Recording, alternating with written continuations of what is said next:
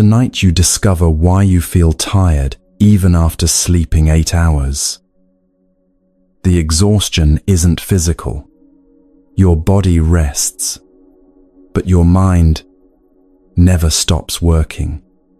It defends your image, compares you to others, protects opinions you didn't choose, maintains a version of you that requires constant effort to keep intact.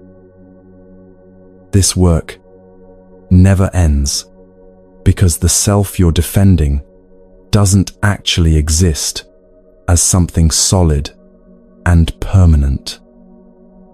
You're protecting empty space, building walls around air.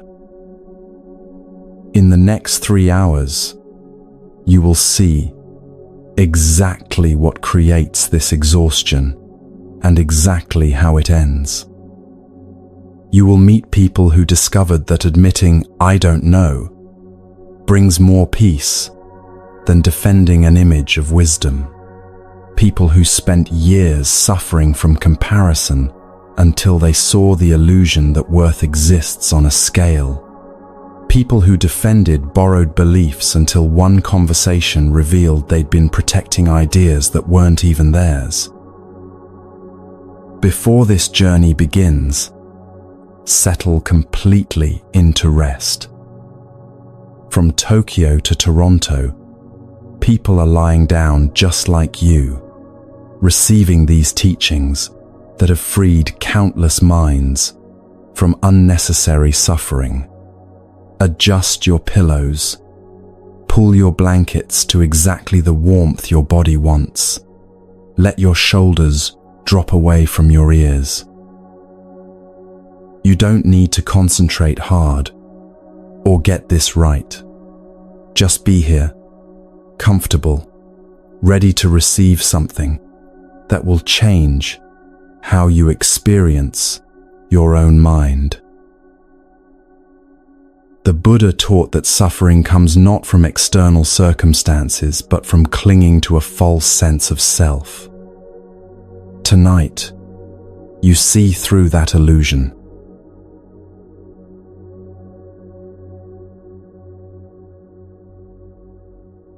Every morning you wake up and put on a costume.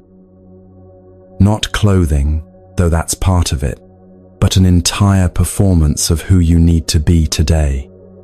At work, you'll perform competence, hiding any confusion or uncertainty behind confident nods and careful phrases.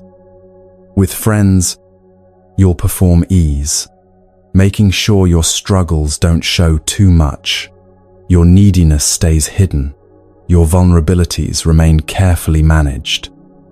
Online, you'll curate authenticity, selecting which honest moments to share, which flaws make you relatable without making you lesser, which struggles prove you're real without proving you're failing. This performance requires constant vigilance. Did I say the right thing in that meeting? Did they notice when I didn't understand? Am I coming across as too eager, too aloof, too confident, too uncertain? The questions never stop because the image you're maintaining is fragile, constructed, requiring constant adjustment to keep intact. You might think this is just normal social awareness, being appropriate in different contexts. But notice what happens in your body when someone questions your competence. The immediate tightness in your chest, the rush of defensive words forming before you've even heard their full sentence, the way your mind races through justifications, explanations, evidence that you're not what they're suggesting you might be. That reaction isn't about the actual criticism. It's about protecting an image you've spent years constructing, this capable, together, worthy version of yourself that you present to the world and, more exhaustingly, to yourself. The Buddha watched this pattern in everyone he met. Kings and beggars, scholars and farmers, monks and merchants, all imprisoned by the same mechanism, all working tirelessly to maintain an image of who they thought they needed to be, defending that image against any threat, real or imagined. He saw that this imprisonment created specific, predictable suffering. When reality contradicted the image, people experienced intense distress, not because reality was actually threatening, but because it threatened the story they were telling about themselves. When others didn't validate the image, people felt diminished, not because they actually became less, but because the reflection they were seeking didn't appear in the mirror others held up. And he saw something most people miss entirely. The image you're defending isn't even real. It's a construction, a story, a collection of ideas about who you are that you've mistaken for your actual self. This becomes clear when you meet someone who stops defending their image and discovers what happens next. In a small village outside the ancient city of Makikasanda, there lived a householder named Chita, who had become famous throughout the region for his understanding of the Buddha's teachings. He had never ordained as a monk, never renounced his family or business, never gone to live in a forest monastery. He remained an ordinary person with ordinary responsibilities, managing his household, conducting his trade, raising his children. But when Chitta spoke about the nature of mind, about suffering and its end, about the path to freedom, even experienced monastics would stop to listen. His words carried a clarity that didn't come from memorizing texts or mastering philosophy, but from direct seeing, from actually investigating his own experience with the precision of a skilled craftsman, examining his tools. People traveled for days to ask him questions. Monks would visit his home and sit at his feet, like students before a master. His reputation spread across the countryside. Chitta, the householder, whose wisdom rivals that of the greatest teachers. One afternoon, a wandering philosopher arrived in the village. This man had spent 40 years studying with various masters, had memorized vast collections of teachings, could recite complex philosophical arguments from memory, and had built an identity entirely around being recognized as wise. His name was Nigantha Nataputta, though most people simply called him the Wanderer. He dressed in distinctive robes that marked his philosophical school, carried himself with the bearing of someone who expected deference, and spoke in the technical language of the educated elite. When he heard villagers praising Chitta's wisdom, something tightened in his chest. How could a mere householder, someone who hadn't even renounced worldly life, who still slept with his wife and concerned himself with profit and loss, be called wise? This challenged everything the wanderer had built his identity upon. For 40 years, he had sacrificed comfort, wandered homeless, studied complex texts, mastered philosophical debate, all to establish himself as a person of profound knowledge. And here was an ordinary merchant, living an ordinary life, receiving the recognition that the wanderer believed belonged to people like himself. dedicated seekers who had given up everything for wisdom. The threat wasn't to the wanderer's actual well-being. Citta's reputation didn't harm him in any concrete way, but it threatened the image he had spent decades constructing: the wise renunciant, the serious seeker, the person whose knowledge set him apart from and above ordinary householders. So he went to test Citta, to expose him as a fraud, to restore the natural order where true wisdom belonged to those who had properly renounced worldly life. He found Citta sitting under a tree near his home, speaking with a small group of villagers about mindfulness in daily work. Citta was describing how to bring full attention to washing dishes, how awareness of the water's temperature and the feel of the cloth could become a meditation as profound as any formal practice. The wanderer waited until Citta finished, then stepped forward. "Householder," he said, his voice carrying the weight of formal challenge, "I have a question about the nature of consciousness and its various manifestations." He proceeded to ask an extraordinarily complex question, loaded with technical terminology, referencing obscure philosophical distinctions, designed to confuse anyone without extensive formal training. The question itself was a performance, a demonstration of the wanderer's erudition, a test that would reveal Citta as an unsophisticated amateur, stumbling through concepts he didn't truly understand. The villagers looked at Citta, waiting for his response.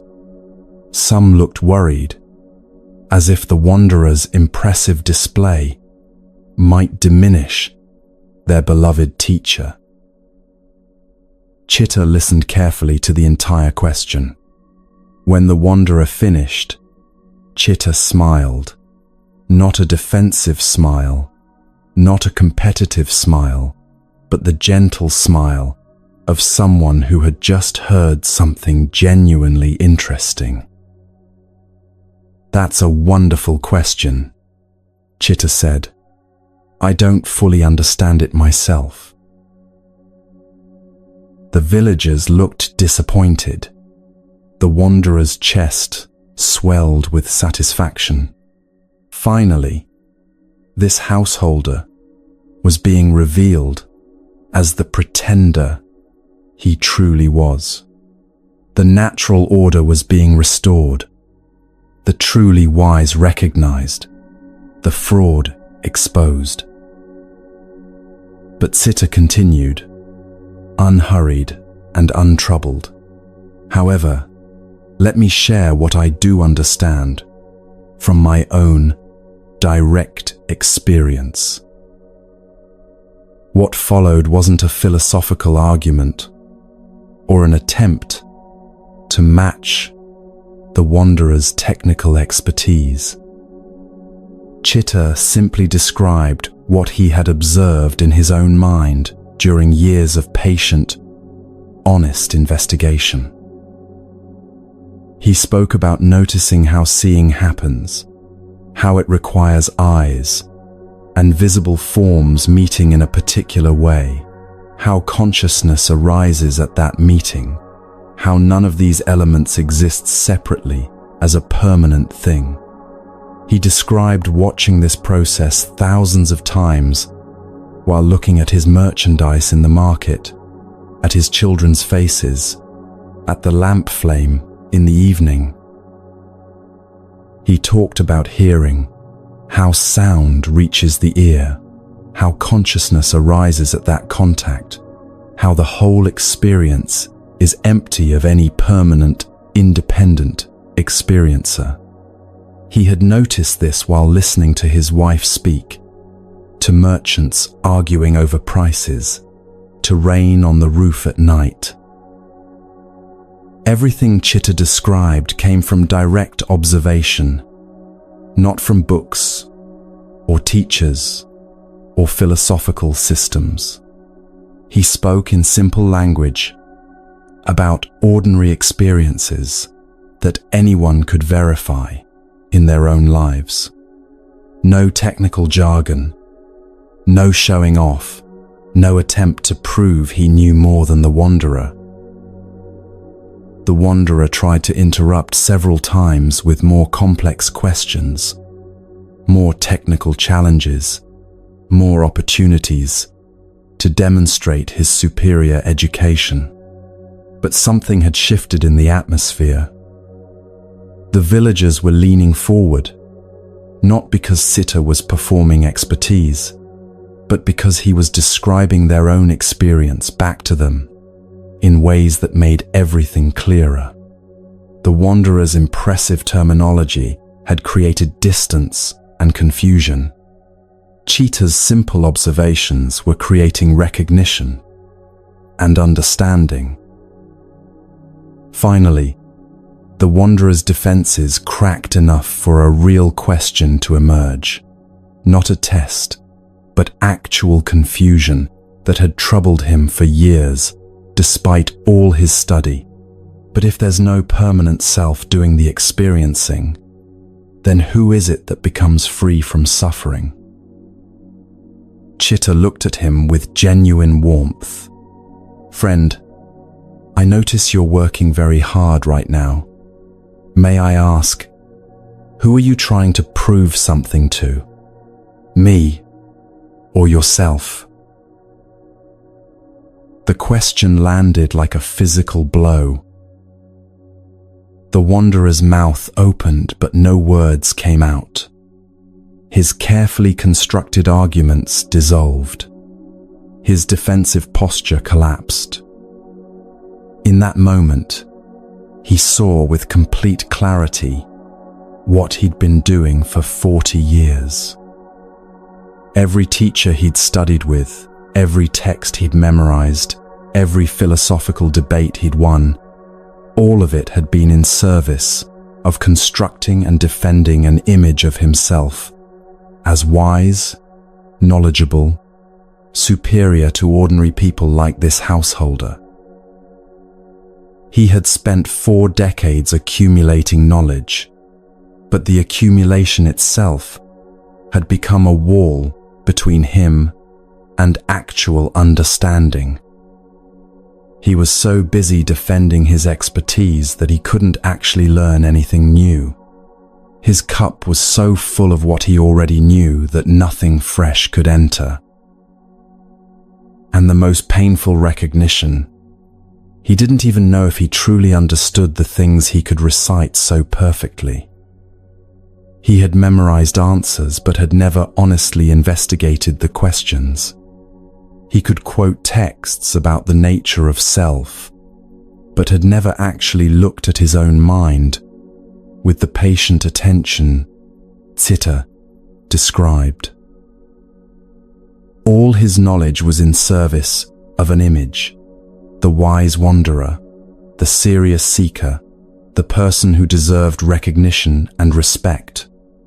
And maintaining that image had become more important than the wisdom the image was supposed to represent. The tightness in his chest that had driven him to challenge Chitta wasn't about truth or understanding. It was about defending a constructed self against a perceived threat. And the defending itself was creating all his suffering. He sat down heavily on the ground, no longer caring how he appeared. "I don't know," he said quietly. "I don't actually know anything." It wasn't defeat. It was the first honest thing he'd said in years. And in that honesty, something that had been locked tight for decades began to open. Chitta sat down beside him. "Now," he said gently, "you're ready to learn." Over the following days, the wanderer stayed in the village. He stopped performing expertise and started actually investigating his experience the way Cheetah described, with patient attention, honest observation, willingness to say, "I don't know," when he didn't know. Villagers were startled to see this man who had arrived in impressive robes, speaking in complex philosophical language, now sitting quietly, asking simple questions, admitting confusion without shame. The transformation wasn't that he gained new knowledge, it was that he stopped needing to defend an image of already having it. And in that stopping, actual understanding became possible for the first time. Perhaps you recognize this pattern in yourself, not in the dramatic form of challenging teachers and defending philosophical positions, but in quieter, daily ways. At work, someone asks a question you don't know the answer to, and instead of simply saying, "I don't know," you feel your body tighten. You fumble for an answer, any answer, because admitting ignorance feels like admitting inadequacy. The image of competent professional that you've carefully constructed feels threatened by 3 simple words: "I don't know." Or in conversations with friends, someone shares knowledge about a topic you're supposed to understand: politics, parenting, health, and you nod along, even though you're confused, because asking for clarification might reveal that you're not as informed as you appear to be. Or online, you post your opinions with certainty, even when you're uncertain, because the image you're projecting is of someone who has it figured out, who knows what they're talking about, who is worth listening to. All of this defending creates a specific kind of exhaustion. It's not the tiredness that comes from hard work or physical effort. It's the depletion that comes from constant performance, constant vigilance, constant management of how you appear. The wanderer spent 40 years in this exhaustion before one question from Sitta revealed what he was actually doing. You don't need 40 years. You can see it right now. Notice what happens when someone questions your competence at something you pride yourself on. The immediate defensiveness, the rush to explain, justify, prove. That reaction isn't about the actual criticism, it's about protecting the image. Notice what happens when you don't know something you feel you should know. The shame, the scrambling for an answer, the discomfort of being exposed as less knowledgeable than your image suggests. Notice what happens when you make a mistake publicly. How much energy goes into damage control, not fixing the actual mistake, but managing how others perceive you in light of the mistake. All of this is defending an image, and the image isn't even real. It's a construction, a story you've been telling about yourself for so long that you've mistaken it for who you actually are. What the wanderer discovered, what Sitta had discovered years before, is that the image doesn't need defending because it isn't you. You are the awareness that notices thoughts, feelings, sensations, arising and passing. The image is just one more thing arising in that awareness. A story, a collection of ideas, no more solid or permanent than a cloud.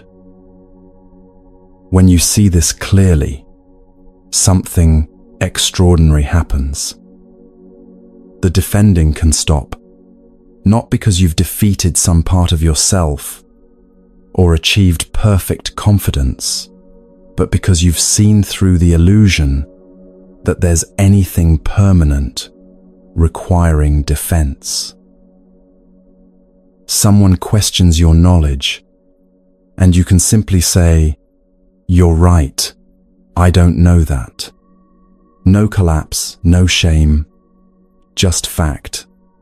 Someone criticizes your work, and you can hear whether the criticism is useful without your entire worth feeling threatened. Someone succeeds where you've failed, and you can appreciate their success without yours diminishing. This isn't about building better self-esteem or developing thicker skin. It's about seeing that the self whose esteem you're trying to build is a process, not a thing. An image, not an entity. And images don't need the desperate protection you've been giving them. The wanderer's entire life changed in the moment he stopped defending. Not because he suddenly became wise, he still had much to learn, but because he was finally free to actually learn, instead of performing knowledge he didn't possess. Your life changes in the same moment. The moment you stop defending an image of competence and simply show up as you actually are, sometimes knowledgeable, sometimes confused, always learning. The moment you stop curating an image of success and simply engage with what's in front of you. The moment you stop protecting an image of being okay and honestly acknowledge when you're struggling. This doesn't mean broadcasting every vulnerability or abandoning all social awareness. It means recognizing that the constant work of image maintenance is optional, unnecessary, a habit you can choose to drop. Right now, as you lie here, notice if you're worried about being a good listener, about getting something valuable from these teachings, about whether you're relaxing correctly or meditating properly, or doing this right. That's the image-maintaining mechanism still running. Even here, even now, trying to make sure you appear to yourself, to some imagined observer, as someone who is doing this spiritual practice correctly. And now, gently, like setting down something heavy you've been carrying for miles, let that concern drop away. You don't need to be a good anything right now. You don't need to get this right. You don't need to prove your worth through perfect receptivity to these teachings. The wanderer found peace not by becoming better at defending his image, but by seeing that he'd been defending empty space all along. The self he'd spent 40 years protecting wasn't actually there as a permanent solid thing requiring protection. And neither is yours. This doesn't mean you don't exist. You're clearly here, breathing, experiencing. But what you think of as yourself, this constructed image you defend so carefully, is a story, not a fact. And stories don't require the exhausting protection you've been giving them. When you see this clearly, when you really see it the way Chitta saw it and helped the wanderer see it, the prison door opens. Not because you've escaped to somewhere else, but because you realize the prison was made of thoughts you were taking as solid walls. The freedom isn't in some future achievement. It's available right now, in the simple recognition that you don't need to defend what you've been defending. Let that sink in as you rest. Feel what it's like to simply be, without maintaining any image, without defending any position, without proving anything to anyone. This is where real peace begins.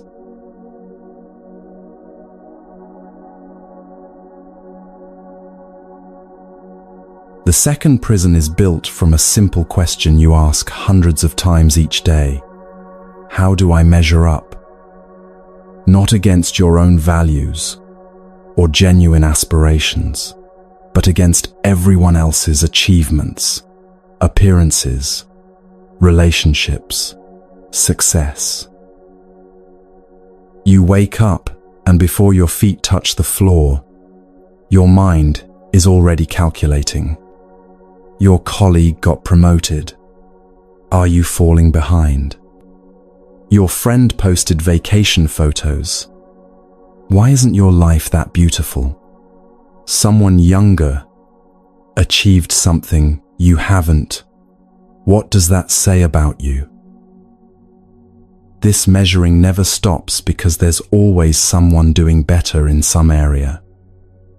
Always someone richer, more attractive, more successful, more spiritually advanced, more everything, and always someone doing worse, which provides temporary relief until you remember that downward comparison just proves you need comparison to feel okay.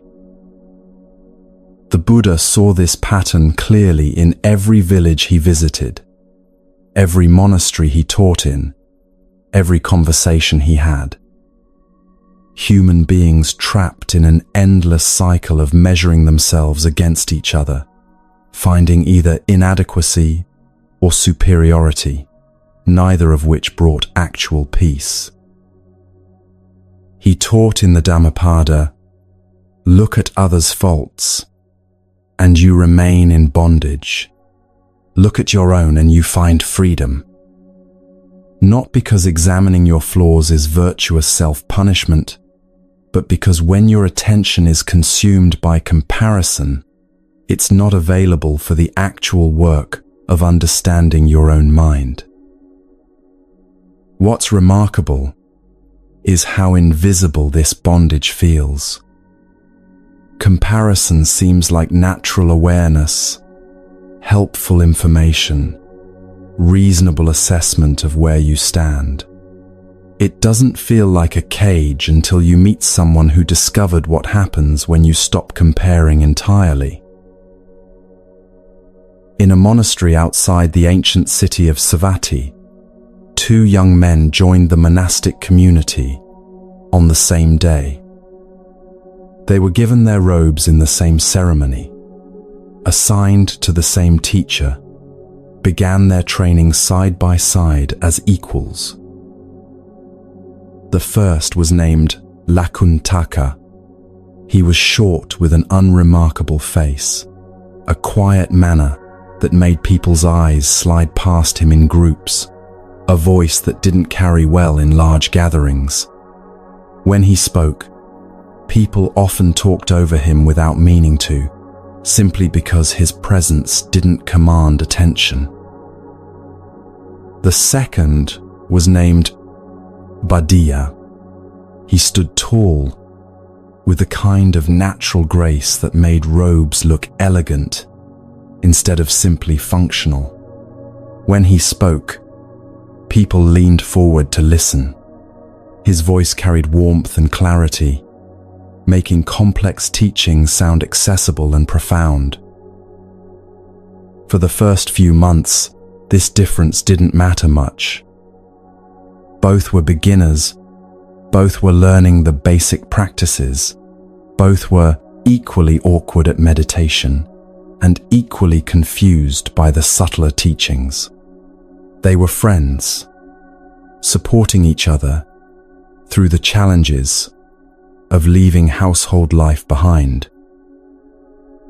But as time passed, the monastery's response to them began to diverge in ways neither had anticipated. When Badiya recited teachings during group sessions, The senior monks nodded approvingly. When Lakuntaka recited the same teachings with the same accuracy, the room felt polite, but unengaged. Visiting laypeople began requesting Badia specifically when they wanted Dharma talks. Lakuntaka was assigned to cleaning duties and meal preparation. After a year, Badia was invited to teach a group of new monks. Lakuntaka was asked to organize the meditation hall's cushions. After 2 years, Badia received special robes offered by a wealthy patron. Lakuntaka received nothing. The comparison began quietly in Lakuntaka's mind, barely noticeable at first. Just a small observation. Badia gets asked to teach while I sweep floors. Nothing dramatic, just a fact. But facts repeated become stories, and stories repeated become identity. Within 3 years, Lakuntaka's entire practice had become poisoned by comparison. Every morning meditation was interrupted by thoughts of Badia sitting in the front row while he sat in back. Every teaching became a chance to measure whether he understood as quickly, as deeply, as correctly as Badia seemed to. Every day dissolved into dozens of small measurements. Badia was asked to give Dharma talk. I wasn't. Badia was praised for his insight. I was ignored. Badia was chosen to attend the elders' private teaching. I was cleaning the meditation hall. The measuring created a specific kind of suffering. When Badia received recognition, Lakuntaka felt diminished, as if there was a fixed amount of worth in the monastery, and Badia receiving more meant he was receiving less. When Badia was praised, Lakuntaka heard it as implicit criticism of himself. When Badia was asked to represent the monastery at regional gatherings, Lakuntaka experienced it as personal rejection. None of this was Badia's fault. Badia wasn't competing, wasn't trying to outshine anyone, wasn't even aware that his natural gifts were creating suffering in his friend. He was simply being himself, which happened to be the kind of self that communities naturally elevated and celebrated. But Lakuntaka couldn't see that. His attention was so consumed by comparison that he couldn't see Badia as a separate person with his own path. He could only see him as the standard against which Lakuntaka was constantly being measured and constantly falling short. 5 years into their training, Lakuntaka's meditation practice had effectively stopped. He would sit on the cushion, but instead of investigating his mind, he was replaying every instance where Badia received recognition while he was overlooked. Instead of examining the nature of suffering, he was constructing elaborate arguments for why his insights were actually deeper than Badia's, but went unrecognized. Instead of cultivating compassion, he was nursing resentment. He knew this was wrong. The teachings were clear about the danger of comparison, about the poison of envy, about the importance of rejoicing in others' good fortune. He tried to force himself to feel happy when Badia succeeded. He tried to suppress the bitter thoughts when they arose. He tried to convince himself that he didn't care about recognition. But trying to not compare is still comparison. just comparison, with an added layer of shame about doing it. The measuring continued, now with the additional suffering of feeling like a failed practitioner for not being able to stop measuring. An elderly nun named Uttara came to visit the monastery. She had been practicing for 40 years, had trained under several of the Buddha's direct disciples, and had a reputation for seeing through people's self-deceptions with startling clarity. She spent several days at the monastery, speaking with monks individually. When she sat with Badia, she asked him about his practice and nodded appreciatively at his clear understanding. When she sat with Lakuntaka, she looked at him in silence for a long moment before speaking. "You're carrying something heavy," she said quietly. Lakuntaka's defenses rose immediately. "I practice diligently. I follow all the precepts. I meditate every day." "Yes," Uttara said gently, "but you're not practicing the Dharma. You're practicing comparison." The words hit like cold water on skin. Lakuntaka wanted to argue, wanted to explain that he was genuinely trying to understand the teachings, wanted to prove he was a serious practitioner. But the truth was undeniable. Every sitting was poisoned by thoughts of how he measured against Badia. Every teaching was filtered through the question of whether he understood it as well as Badia would. Every interaction in the monastery was experienced through the lens of recognition received or denied. Uttara continued, "Tell me, when you're busy comparing yourself to Badia, where is your attention?" The answer came slowly, "On him." "And when your attention is on him, where is it not?" Lakuntaka saw it clearly for the first time. "On my own mind, on the actual teachings, on what's really here." She nodded. The Buddha taught about 3 poisons: greed, hatred, and delusion. Your comparison contains all 3. Greed for the recognition Badia receives, hatred that he receives it instead of you, and delusion that your worth depends on how you measure against others. Something cracked open in Lakuntaka's chest. He realized he had spent 5 years suffering not because of Badia's gifts, not because the monastery valued Badia's teaching style, not because of anything external at all. The suffering was entirely self-created through the constant measuring of one mind against another. Badia hadn't done anything to him. The senior monks hadn't rejected him. The laypeople's preference for Badia's teaching style wasn't a judgment of Lakuntaka's worth. All of that was story, interpretation, meaning he was adding to simple facts. The fact was, Badia had certain gifts that made people respond to him in certain ways. That's all. The suffering came from taking that fact and building an entire narrative about inadequacy, about being less than, about falling short.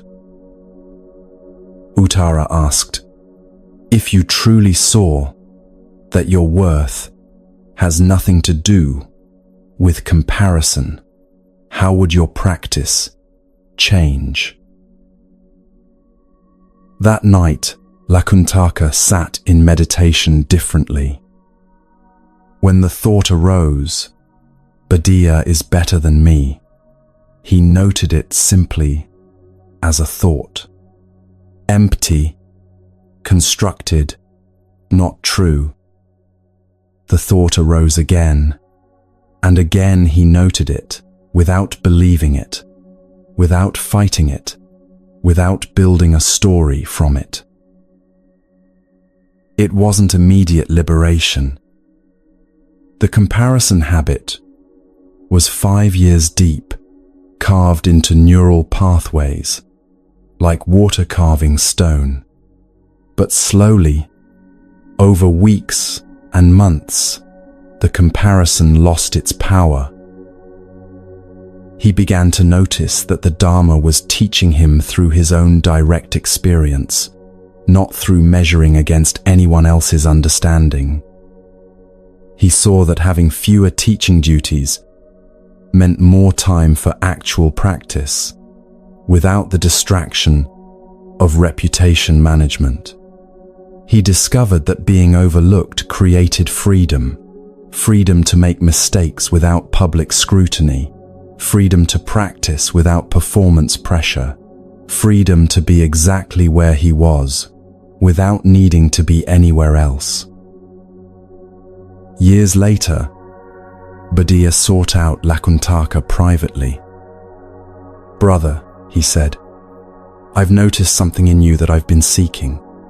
People praise my words, but you have something real. A peace that doesn't depend on recognition. Will you teach me?" And Lakuntaka, without hesitation, without pride in being asked, without needing to prove anything, simply shared what he had discovered, that freedom comes not from winning the comparison, but from seeing that comparison itself is optional. You know this suffering. Maybe not in the context of monasteries and Dharma talks, but in the texture of your daily life. Your colleague gets promoted, and your immediate response isn't curiosity about their qualifications or happiness for their success. It's a gut-level calculation about what this means for you. Are you falling behind? Did they deserve it more? What does their advancement say about your trajectory? Your friend posts about their relationship, and instead of simply appreciating their joy, you're measuring their relationship against yours. They seem happier. Their partner seems more attentive. Does that mean your relationship is lacking? Someone younger than you achieves something you haven't accomplished yet, and the comparison is immediate and painful. If they can do it at 25, what does it mean that you haven't done it at 35? The Buddha understood this perfectly. He saw that comparison is a form of suffering the mind creates by measuring something fundamentally unmeasurable. You can't actually compare lives. You can only compare your internal experience of your life with your external observation of someone else's curated presentation. You're comparing your blooper reel with their highlight reel, your private struggles with their public successes, your full complexity with the simplified version they choose to display. But even knowing this intellectually doesn't stop the comparison. Lakuntaka knew for 5 years that comparison was creating suffering. The knowing didn't help because the comparison was running at a level deeper than intellectual understanding. What helped was what Uttara pointed him toward, seeing clearly that when you're busy comparing, your attention is somewhere else entirely. It's not present with your actual experience. It's not available for genuine investigation of your mind.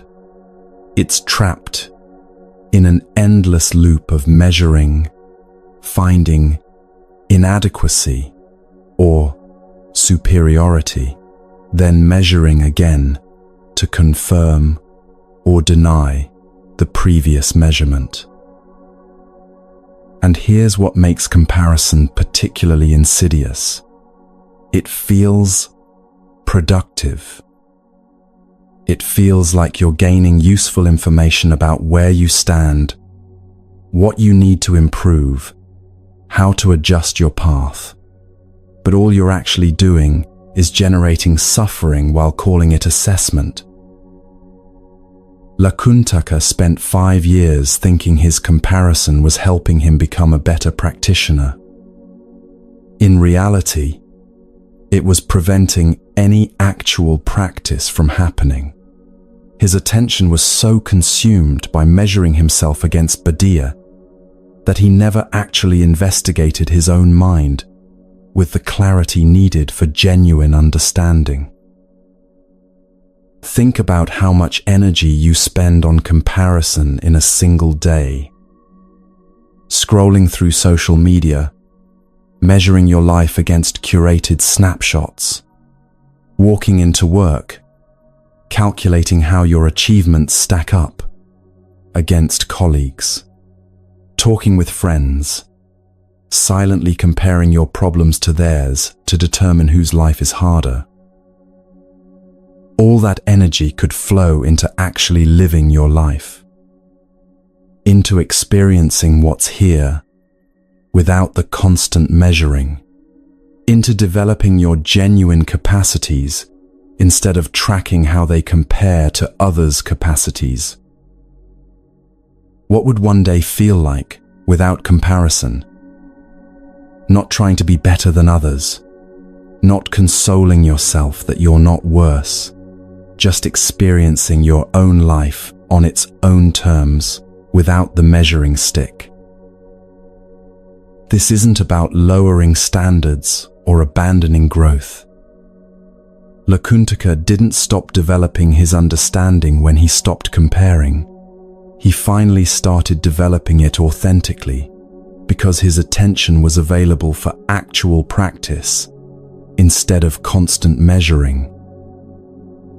And it isn't about pretending everyone is equal in all abilities. Buddha clearly had gifts for teaching that Lakuntaka didn't have. That's fact, not comparison. Comparison is the suffering added to the fact, the meaning you extract, the conclusions you draw about worth and inadequacy. When Lakuntaka finally saw comparison clearly as just a mental habit rather than truth, Buddha's gifts stopped diminishing him. They were simply Buddha's path, irrelevant to Lakuntaka's path, interesting to observe, but not requiring any response from Lakuntaka's sense of worth. Right now, notice if comparison is running in the background of your mind. Maybe you're comparing how well you're following these teachings to how well others would follow them. Maybe you're measuring whether you're relaxing as deeply as you should be. Maybe you're calculating whether this practice session is better or worse than previous ones. Even here, even now, the comparison mechanism keeps running unless you see it clearly and choose differently. The peace Lakuntaka found didn't come from finally being recognized by the monastery. It didn't come from becoming as skilled a teacher as Buddha. It came from recognizing that the entire game of comparison was optional, a habit he could drop, a weight he could set down. You are not in competition with anyone because there is no race, no ranking, no final score that determines human worth. There is just this life, unfolding exactly as it is, incomparable to any other life, because comparison requires a common scale, and lives don't fit on scales. Buddha discovered late in his practice what Lakantaka had learned through suffering, that the recognition, praise, and elevated status he received were completely empty of the meaning he'd unconsciously assigned them. They didn't make him more worthy, didn't bring lasting satisfaction, didn't resolve the fundamental questions of existence. What brought peace to both of them was the same thing: stopping the comparison entirely. Not through effort or force, but through seeing clearly that comparison was adding suffering to simple reality. Let yourself feel what it would be like to simply exist without measuring, without calculating where you stand, without tracking who's ahead or behind, without converting every observation into data about your relative worth. Just being here, breathing, experiencing, without the constant, exhausting work of figuring out how you measure up. The comparison you've been doing isn't helping you grow or protecting you from failure or keeping you humble. It's a cage made of thoughts, and you've been treating those thoughts as bars too solid to walk through. They're not solid. They're just thoughts, arising and passing like everything else.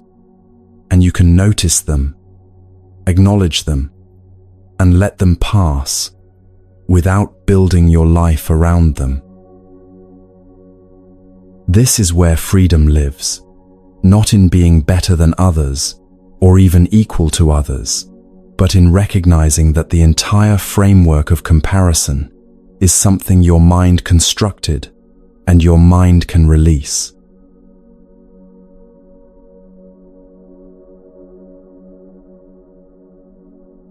The third prison is built from ideas you never chose but defend as if your life depends on them. You have political opinions you inherited from your parents, without ever examining whether they align with your actual values or observations. You hold beliefs about success that came from movies and advertisements, not from investigating what actually brings you satisfaction. You carry assumptions about relationships that you absorbed from the culture around you, never questioning whether they're true or helpful.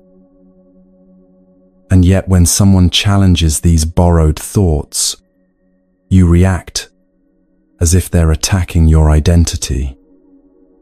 Your body tenses, your mind races to find counter-arguments, your throat tightens with the urgency to defend something you didn't even consciously choose to believe. This happens because over time, the opinions you've carried become inseparable from how you understand yourself. You're not just someone who holds conservative views or progressive views.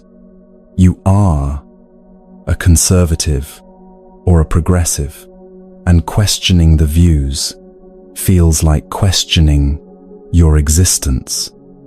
You're not just someone who values financial success. You are someone whose worth is measured by achievement, and doubting that belief feels like losing solid ground. The Buddha saw this pattern every